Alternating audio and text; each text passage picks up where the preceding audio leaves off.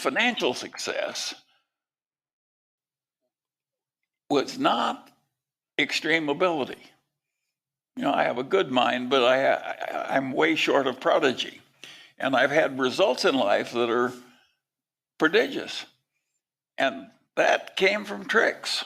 I just learned a few basic tricks from people like my grandfather. What were those tricks? Kind of? Now everybody's leaning in, wanting to know. It's too late for you old guys. Yeah, anyway, no, there are all kinds of tricks that I just got into by accident in life. One, I invert all the time. And when I was a weather forecaster when I was in the Air Corps. And how did I handle my new assignment? Being a weather forecaster in the Air Corps is a lot like being a doctor that reads x-rays. It's a pretty solitary. Yeah. You're in the hangar in the middle of the night and drawing weather maps and you're clearing pilots, but you're not interfacing with a bunch of your fellow men very much. And so I figured out the minute I was actually making weather forecasts for real pilots, I said, how can I kill these pilots? Now, that's not the question that most people would ask, but I want to know what the easiest way to kill them would be so I could avoid it. And so I thought it through in reverse that way. And I finally figured out, I said, there are only two ways I'm ever going to, I was in the ferry command, there are only two ways I'm going to kill a pilot. So I'm going to get him to icing his plane can't handle, and that will kill him. Or I'm going to get him someplace where he's going to run out of gas before he can land because all the airports are sucked in. And I just was fanatic about avoiding those two hazards. And if Kobe Bryant had had somebody like me, he'd still be with us. Yeah, it was so stupid to kill yourself that way.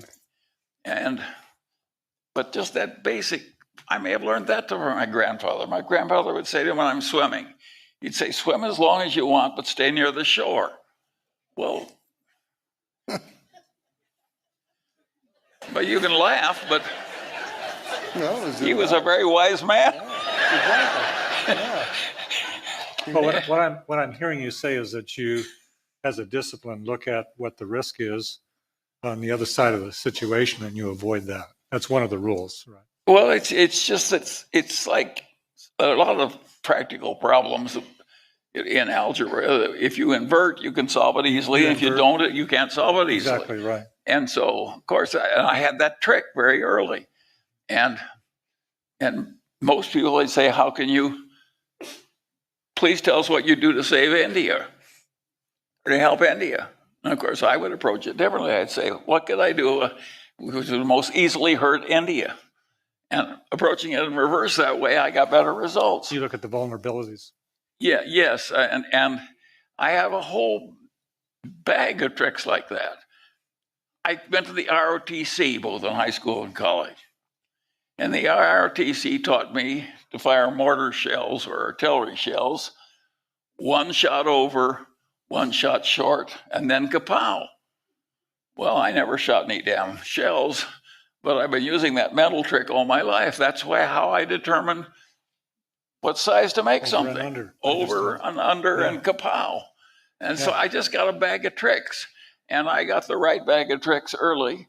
And of course, it's been of enormous help to me. Let me give you an example. I had a client once when I was a young lawyer, and he owned a bunch of hilly ranch land on the edge of civilization, not very far from here in Southern California.